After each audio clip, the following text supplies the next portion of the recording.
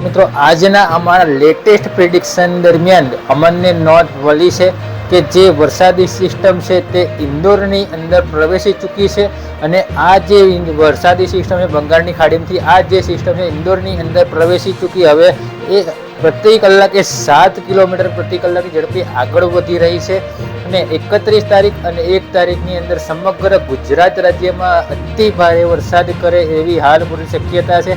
એમાં 4 ઇંચથી લઈને 10 ઇંચ કે કોઈ એરિયામાં 12 ઇંચ સુધી 15 ઇંચ સુધીના જે મોટા વરસાદો છે તે થઈ શકે છે। અત્યારે હાલ આ જે સિસ્ટમ છે તે ખૂબ મજબૂત સિસ્ટમ છે અને આ સિસ્ટમ સાથે સાથે પવનની ઝડપની વાત કરીએ તો પવનની ઝડપ પણ 40 થી 50 કિલોમીટર પ્રતિ કલાકની ઝડપ પણ હોઈ શકે છે।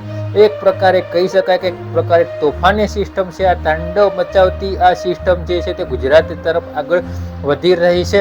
હજી પણ આ સિસ્ટમનો કોઈ જ ટ્રેક છે તે હજી ચેન્જ નથી થયો, સિસ્ટમ ડાયરેક્ટ ગુજરાત ઉપર આવી રહી છે અને હવે આ જે સિસ્ટમ છે વધારે પડતી અસર દક્ષિણ ગુજરાતના ભાગો, મધ્ય ગુજરાતના ભાગો, ઉત્તર ગુજરાત, કચ્છ, થરાદ, વાવ, બનાસકાંઠાના ભાગો અને જે બોર્ડર લાગુ વિસ્તાર છે ત્યાં આગળ અને ભારત જે પાકિસ્તાન દરિયાઈ સીમાના વિસ્તારોની અંદર ખાસ કરીને આની અસર છે તે વધારે જોવા મળે તેવી હાલ પૂરતી શક્યતાઓ છે અને આ જે સિસ્ટમ છે તે બંગાળની ખાડીની સિસ્ટમ છે, અરબ સાગરની સિસ્ટમનો પણ કરંટ અત્યારે હાલ જોવા મળી રહ્યો છે। એટલે એક સાથે 3 સિસ્ટમ સક્રિય છે। Rajasthan upper air cyclonic circulation system પણ હાલ પૂરતી સક્રિય છે। 3 સિસ્ટમો એક સાથે સક્રિય થતા ભારેથી અતિ ભારે વરસાદની હાલ પૂરતી શક્યતાઓ જોવા મળી રહી છે મિત્રો।